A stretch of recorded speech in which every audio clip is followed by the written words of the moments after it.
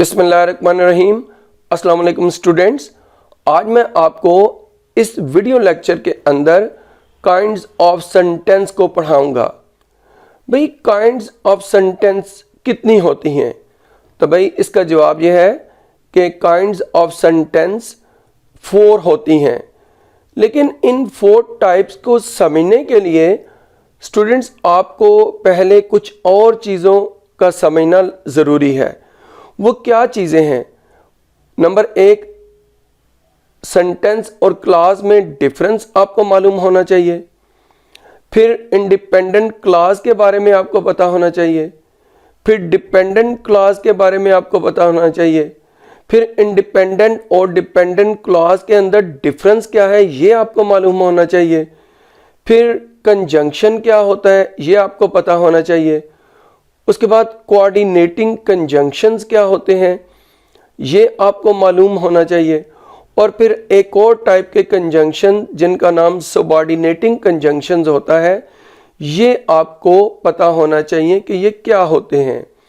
Students, बात इस तरह है, इन तमाम चीज़ों के समझे बगैर आपको जो काइंड्स ऑफ सेंटेंस हैं वो कभी समझ में नहीं आ सकती।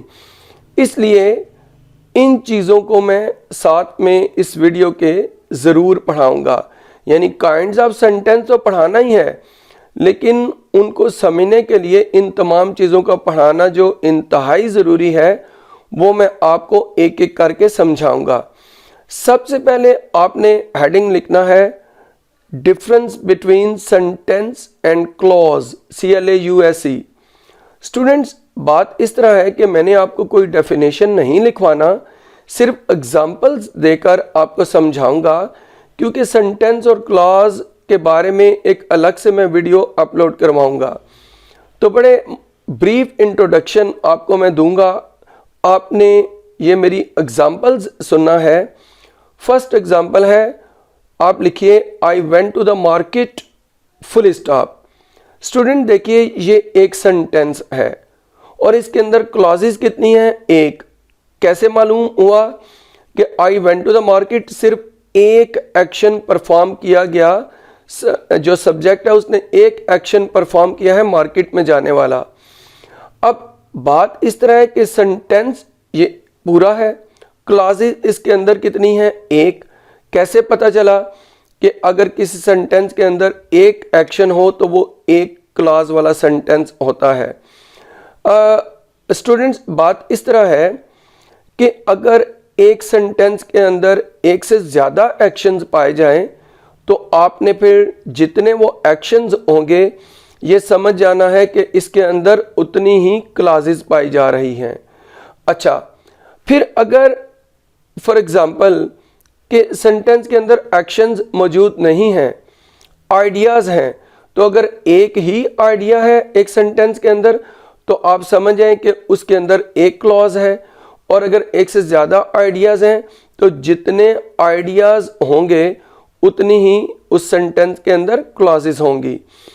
कोई रेस्ट्रिक्शन नहीं कि एक सेंटेंस के अंदर कितनी क्लॉजेस हो सकती हैं।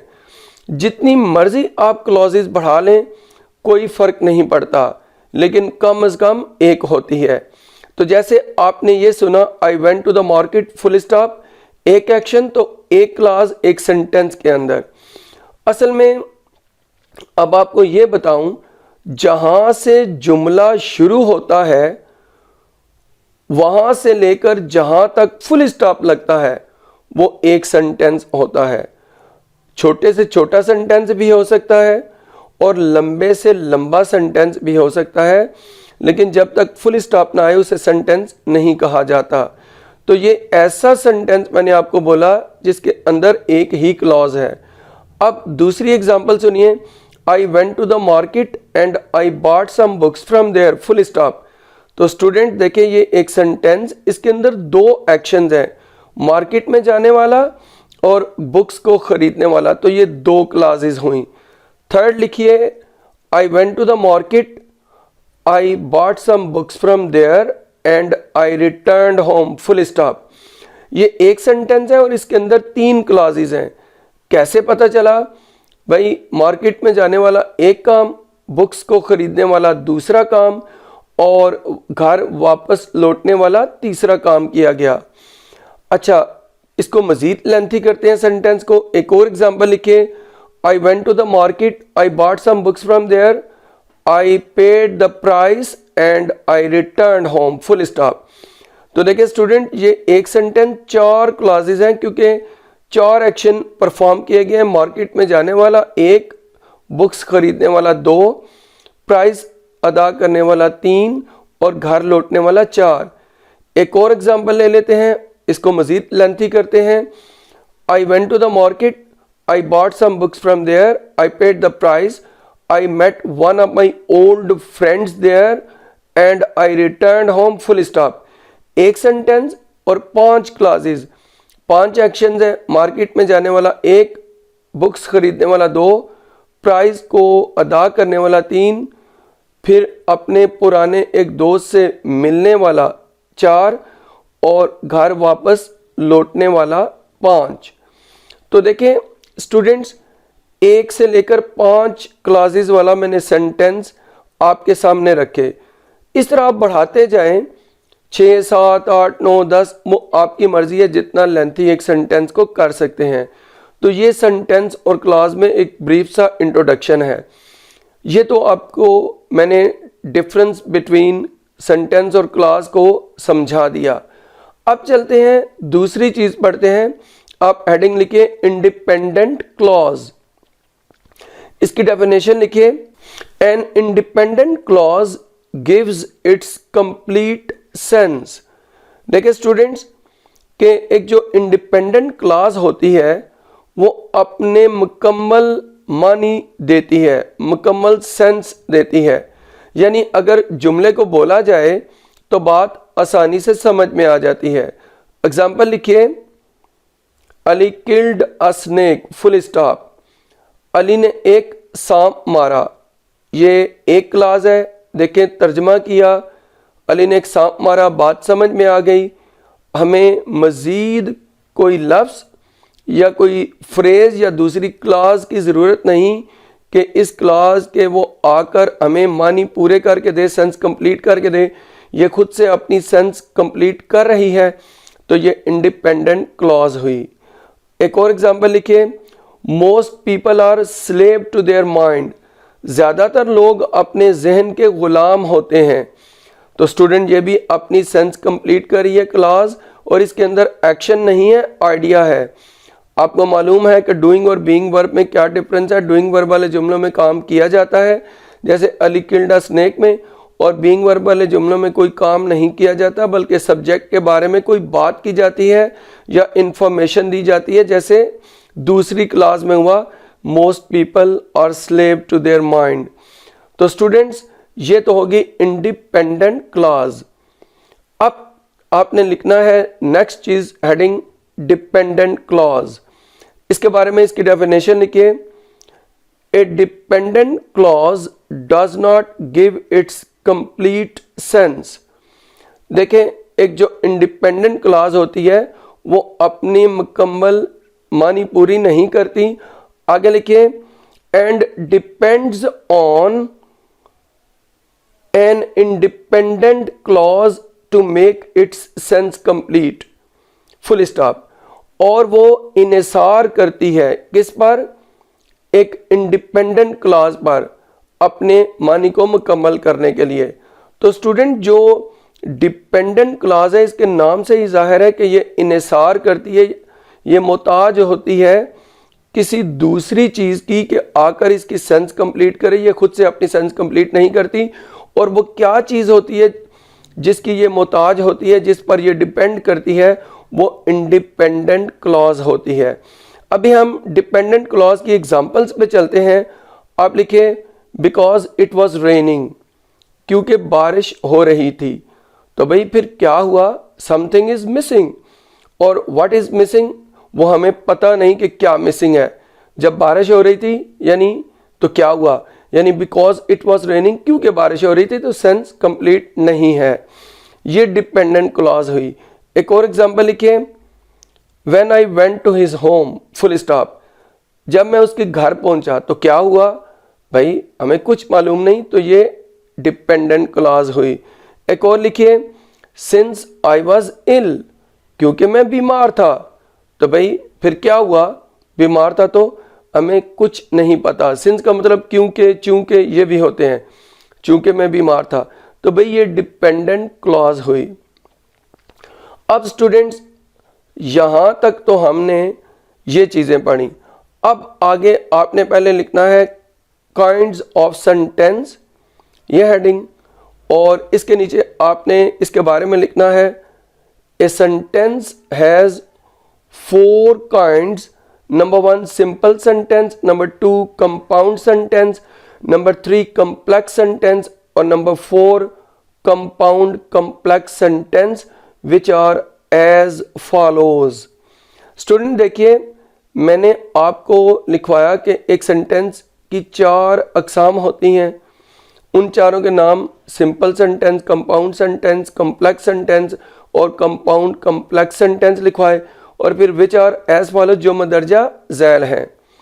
अच्छा, सबसे पहली कौन सी लिखवाई, सिंपल सेंटेंस, तो आप हेडिंग लिखें सिंपल सेंटेंस। अच्छा, इसके बारे में आपने नीचे लिखना है a simple sentence is a sentence that consists of just 1 independent clause. देखिए जी, सिंपल सेंटेंस एक ऐसा सेंटेंस होता है जो सिर्फ एक इंडिपेंडेंट क्लॉज पर मुश्तमिल होता है। आप एग्जांपल दोबारा से लिखिए, Ali killed a snake, full stop. भाई ये एक क्लॉज है, इंडिपेंडेंट क्लॉज है, लेकिन फुल स्टॉप भी तो आया, तो जहां तक फुल स्टॉप लगे वो मैंने बोला एक सेंटेंस होता है और इसके अंदर एक ही क्लॉज है। जिस सेंटेंस के अंदर एक ही क्लॉज है वो सिंपल सेंटेंस होता है।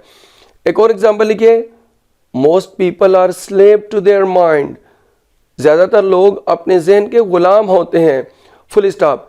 तो भाई एक सेंटेंस एक ही क्लॉज और ये इंडिपेंडेंट क्लॉज है, तो ये सिंपल सेंटेंस हुआ। ये मैंने रिपीट की हैं एग्जांपल्स ताकि आपके लिए आसानी रहे। जो जानी पहचानी क्लॉजेज हैं वो मैं दोबारा लेकर आया।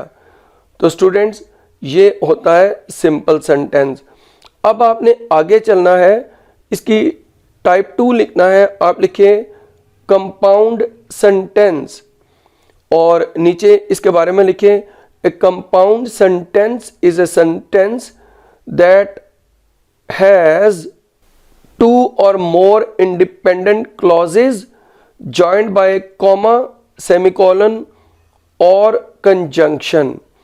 आप स्टूडेंट सुनिए, ये क्या होता है कि कंपाउंड सेंटेंस एक ऐसा सेंटेंस होता है जो रखता है 2 या 2 से ज़्यादा, that has 2 or more independent clauses, 2 या 2 से ज़्यादा इंडिपेंडेंट क्लॉजेज जॉइंड बाय, जो जुड़ी होती हैं बाय किसे, कॉमा, या तो इनके दरमियान में कॉमा आता है। ये इसकी पहचान है कंपाउंड सेंटेंस की।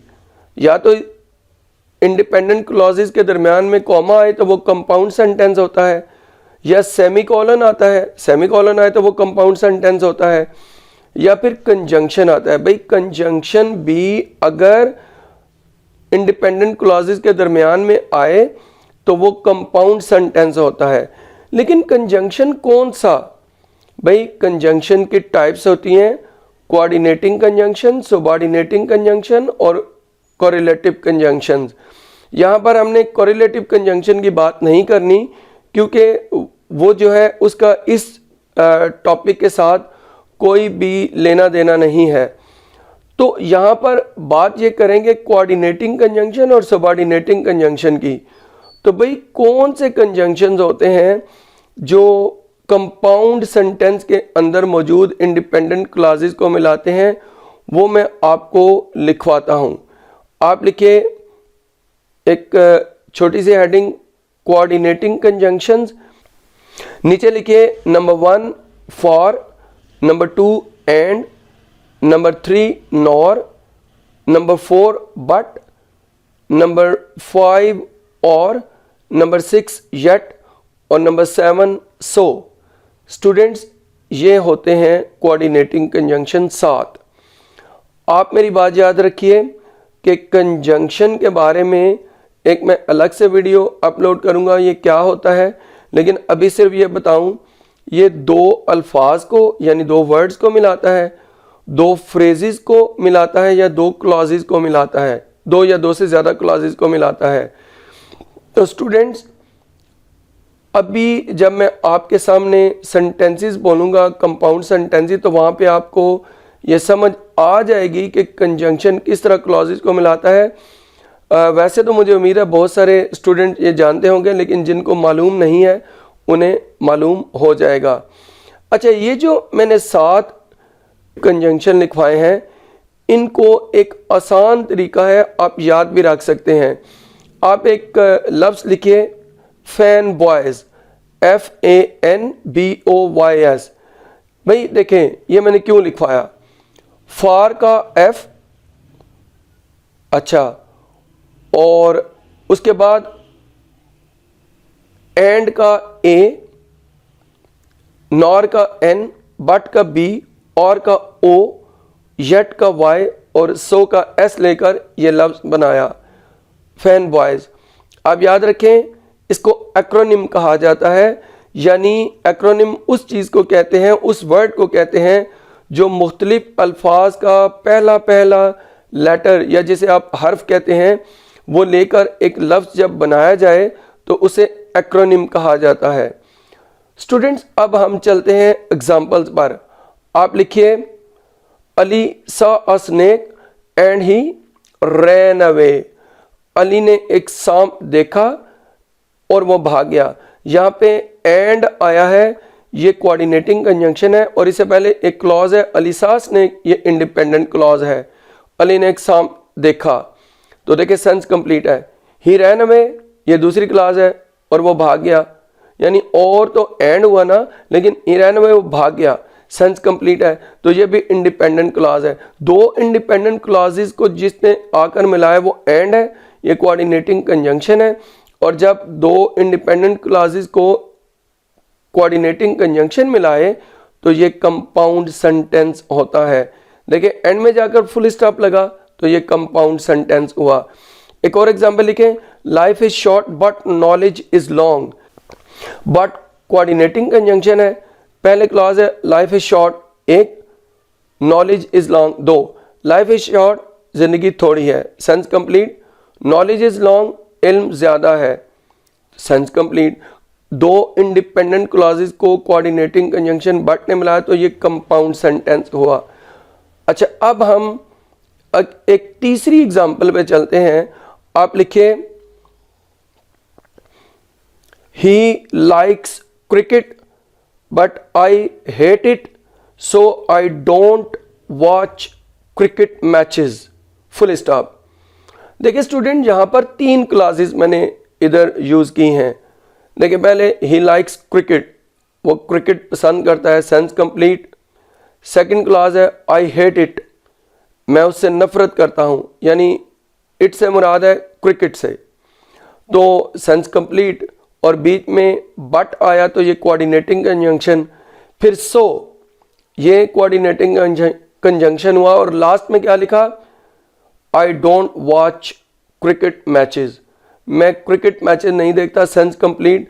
तो ये 3 इंडिपेंडेंट क्लॉजेस हैं जिनको कोऑर्डिनेटिंग कंजंक्शन ने मिलाया तो ये कंपाउंड सेंटेंस हुआ। स्टूडेंट्स, अब नेक्स्ट इसकी टाइप पे चलते हैं। आप लिखिए कॉम्प्लेक्स सेंटेंसेस, और नीचे इसके बारे में लिखिए a complex sentence is a sentence that contains an independent and one और मोर डिपेंडेंट क्लॉजेस। देखिए स्टूडेंट्स, मैंने क्या लिखवाया कि कॉम्प्लेक्स सेंटेंस वो होता है जो एक इंडिपेंडेंट क्लॉज और एक या एक से ज़्यादा डिपेंडेंट क्लॉजेस अपने अंदर रखता है। एग्जाम्पल पर जाने से पहले मैं आपको ये बताऊं कि जैसे कंपाउंड सेंटेंस के अंदर इंडिपेंडेंट क्लॉजेस को मिलाने वाला कंजंक्शन कोऑर्डिनेटिंग कंजंक्शन होता है, इधर इंडिपेंडेंट और डिपेंडेंट क्लॉजेस को मिलाने वाला सबऑर्डिनेटिंग कंजंक्शन होता है। तो जब तक ये नहीं लिखवाऊंगा आपको कम्प्लेक्स सेंटेंस समझ में नहीं आएगा। आपने छोटी सी हेडिंग लिखनी है सबऑर्डिनेटिंग कंजंक्शन, और नीचे इसके बारे में लिखिए number 1 when, number 2 whenever, number 3 as, number 4 because, number 5 if, number 6 unless, number 7 until, number 8 as long as, number 9 where, number 10 wherever, number 11 hence, number 12 as soon as, number 13 since, number 14 that, और number 15 so that, वगैरह वगैरह। Student इसके आगे आप etcetera लिख सकते हैं, क्योंकि ये इतने ही नहीं हैं, इनकी तादाद काफ़ी ज़्यादा है, लेकिन जो ज़्यादा इस्तेमाल होते हैं मैंने आपको वो लिखवाए। ये तमाम जो होते हैं वो सबऑर्डिनेटिंग कंजंक्शंस होते हैं, और जिन क्लॉजेस के दरमियान में ये आते हैं वो कम्प्लेक्स सेंटेंस होते हैं, और उनमें एक इंडिपेंडेंट क्लॉज होती है और एक या एक से ज़्यादा डिपेंडेंट क्लॉजेस होती हैं। एग्जाम्पल लिखते हैं, आप लिखें because it was raining, comma I could not attend the meeting, full stop. देखिए student, because it was raining, क्योंकि बारिश हो रही थी, तो क्या हुआ नहीं पता। जब तक हम ये क्लॉज ना बोलें आई could not attend the meeting, तो मैं क्या हुआ, क्योंकि बारिश हो रही थी इसलिए मैं मीटिंग को अटेंड ना कर सका। ये आई could not attend the meeting ये इंडिपेंडेंट क्लॉज है, और जो बिकॉज वाली है वो डिपेंडेंट क्लॉज है। अच्छा स्टूडेंट, आपको मैंने बताया था कि कॉमा से शुरू होने वाली, सेमीकोलन से शुरू होने वाली या कोऑर्डिनेटिंग कंजंक्शन से शुरू होने वाली क्लॉज इंडिपेंडेंट क्लॉज होती है। अच्छा, इसको ऐसे भी लिख सकते हैं कि आप डिपेंडेंट क्लॉज को बाद में ले जाएं और इंडिपेंडेंट को पहले ले आएं।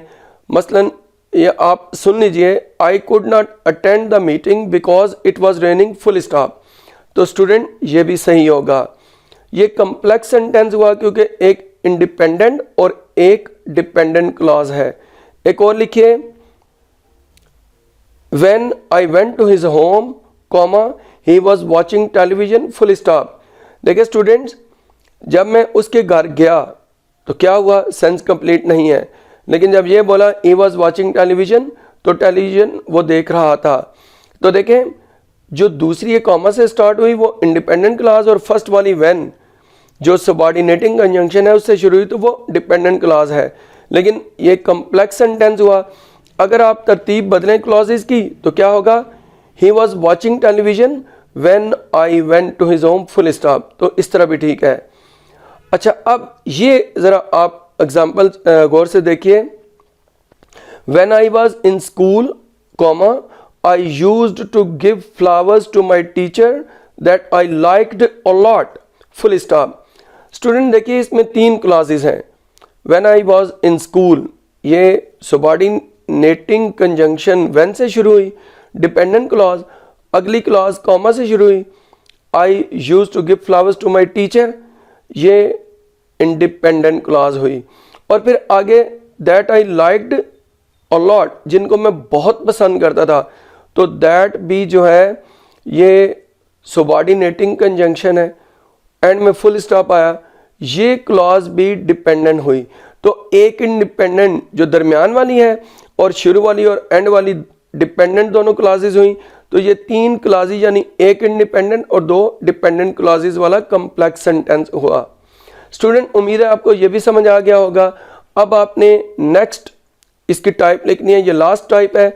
आप लिखें कंपाउंड कम्प्लेक्स सेंटेंसेस, नीचे इसके बारे में लिखें, ए compound complex sentence is a sentence that has 2 independent and at least 1 dependent clause, full stop. आप जरा गौर कीजिए स्टूडेंट्स कि मैंने आपको क्या लिखवाया। एक कंपाउंड कम्प्लेक्स सेंटेंस ऐसा सेंटेंस होता है जो अपने अंदर 2 इंडिपेंडेंट और कम से कम एक डिपेंडेंट क्लॉज रखता है। भाई इस के बारे में मैंने ये बताना है कि ये कोऑर्डिनेटिंग कंजंक्शन और सबऑर्डिनेटिंग कंजंक्शन दोनों इसके अंदर आते हैं। अगर मैं इस क्लॉज को दूसरे अल्फाज में मैं आपको समझाऊं तो ये कंपाउंड और सेंटेंस जो होता है और यानी सेकंड टाइप और थर्ड टाइप जो कम्प्लेक्स सेंटेंस होता है उन दोनों का कम्बिनेशन होता है। आप इसको यूं भी याद रख सकते हैं कि a compound complex sentence is a sentence that is the combination of compound complex sentences. लेकिन असल में इसकी डेफिनेशन वो है जो मैंने आपको इधर लिखवाई है। अच्छा, अब क्या करते हैं, इसके लिए कोई कंजंक्शन हमने नहीं लिखना क्योंकि कोऑर्डिनेटिंग और सबऑर्डिनेटिंग कंजंक्शन इसमें यूज होते हैं जो ऊपर मैं आपको लिखवा चुका और समझा चुका। अभी हम स्ट्रेट अवे इसकी एग्जांपल्स लिखते हैं। आप ये फर्स्ट एग्जांपल लिखिए, he apologized to us because he knows that we are in power and he could lose his job, full stop. देखिए ये 3 क्लॉजेस हैं। पहली शुरू करते हैं, हम देखते हैं उसको। ही अपोलोजाइज्ड टू अस। देखिए भाई, अगर किसी क्लॉज के शुरू में कॉमा आए तो वो इंडिपेंडेंट क्लॉज होती है, सेमीकोलन आए तो इंडिपेंडेंट क्लॉज होती है, कोऑर्डिनेटिंग कंजंक्शन आए तब भी इंडिपेंडेंट क्लॉज होती है, और अगर इन तीनों चीज़ों में से कुछ भी ना आए तब भी इंडिपेंडेंट क्लॉज होती है। वो 3 चीज़ें क्या, यानी कॉमा, सेमीकोलन और कोऑर्डिनेटिंग कंजंक्शन, इन तीनों में से कुछ भी ना आए तब भी वो इंडिपेंडेंट क्लॉज होती है। तो ये he apologize to us independent clause हुई। आगे क्या है, because he knows that we are in power. ये बिकॉज से क्लॉज शुरू हुई तो ये सबऑर्डिनेटिंग कंजंक्शन से शुरू हुई, ये डिपेंडेंट क्लॉज हुई। अच्छा, आगे क्या है, and he could lose his job, and coordinating conjunction से अगली शुरू हुई तो ये भाई इंडिपेंडेंट क्लॉज हुई। यानी फर्स्ट वाली इंडिपेंडेंट, फिर बिकॉज वाली डिपेंडेंट और एंड वाली इंडिपेंडेंट। 2 इंडिपेंडेंट क्लॉजेस और 1 डिपेंडेंट क्लॉज। तो यही हमारी डेफिनेशन भी थी ऊपर। एक और एग्जांपल लिखिए, when I was in college, comma, I was crazy about watches but they don't interest me any more, full stop. देखिए स्टूडेंट, ये 3 क्लॉजेस हैं। फर्स्ट क्या है, when I was in college, ये व्हेन से शुरू हुई, सबऑर्डिनेटिंग कंजंक्शन से, ये डिपेंडेंट क्लॉज हुई, कॉमा लगा। आगे क्या है, I was crazy about watches, तो मैं घड़ियों के बारे में पागल हुआ करता था, ये कॉमा से स्टार्ट हुई, ये इंडिपेंडेंट क्लॉज हुई। और आगे क्या है, बट से शुरू हुई clause, they don't interest me any more, लेकिन अब मेरी उनमें कोई दिलचस्पी नहीं है, वो मेरी दिलचस्पी हासिल नहीं कर सकती। तो भाई ये बट कोऑर्डिनेटिंग कंजंक्शन होने की वजह से ये भी इंडिपेंडेंट क्लॉज हुई। तो व्हेन वाली और जो है वो क्या हुआ, कौन सी क्लॉज हुई, डिपेंडेंट। कॉमे वाली कौन सी हुई, I was crazy about watches, भाई ये इंडिपेंडेंट। और बट कोऑर्डिनेटिंग कंजंक्शन वाली कौन सी हुई, भाई वो भी इंडिपेंडेंट। 2 इंडिपेंडेंट क्लॉजेस और फर्स्ट वाली डिपेंडेंट क्लॉज, ये कंपाउंड कम्प्लेक्स दोनों सेंटेंस हुए। अब ये देखते हैं कि क्या 2 independent clauses compound complex sentence में तो आती हैं, लेकिन क्या 2 डिपेंडेंट क्लॉजेस भी आ सकती हैं। भाई इंडिपेंडेंट क्लॉजेस तो हमेशा ही 2 होंगे, लेकिन डिपेंडेंट क्लॉजेस आप बढ़ा सकते हैं। ये आप लिखिए, when I was in college, comma, I was crazy about watches but they don't interest me anymore as I am a different person now, full stop। ये देखिए टोटल 4 क्लासेस होगी। when वाली, शुरू वाली और आखिर वाली as वाली, ये दोनों डिपेंडेंट क्लासेस। जो कॉमा से स्टार्ट हुई है वो और बट वाली, ये दोनों इंडिपेंडेंट क्लासेस। तो ये कंपाउंड कम्प्लेक्स सेंटेंस हुआ। एक दफ़ा इसका तर्जमा सुन लें, when I was in college, जब मैं कॉलेज में हुआ करता था, ये डिपेंडेंट क्लॉज, कॉमा लगा, I was crazy about watches, मैं घड़ियों के बारे में पागल हुआ करता था, कॉमा से स्टार्ट हुई तो ये independent clause. But they don't interest me any more, भाई बट कोऑर्डिनेटिंग कंजंक्शन है, इससे ये क्लास शुरू हुई तो फिर क्या हुआ, ये इंडिपेंडेंट क्लॉज, अब वो मेरे लिए दिलचस्पी नहीं रखती हैं। और फिर आगे क्या है, as I am a different person now, क्योंकि अब मैं एक मुख्तलिफ शख्सियत हो गया हूँ, एंड में फुल स्टॉप। तो एज वाली भी डिपेंडेंट क्लास, यानी व्हेन और एज वाली डिपेंडेंट, और कामा और बट वाली इंडिपेंडेंट क्लासेस हुई। तो ये कंपाउंड कम्प्लेक्स सेंटेंस हुआ। स्टूडेंट ये सब कुछ था जो मैंने आपको इस वीडियो लेक्चर के अंदर पढ़ाना था। अगर आपको ये मेरा लेक्चर पसंद आए, मेरी वीडियो को लाइक कीजिए, शेयर कीजिए, मेरे चैनल को सब्सक्राइब कीजिए। इस वीडियो से इतना ही। अल्लाह हाफिज़।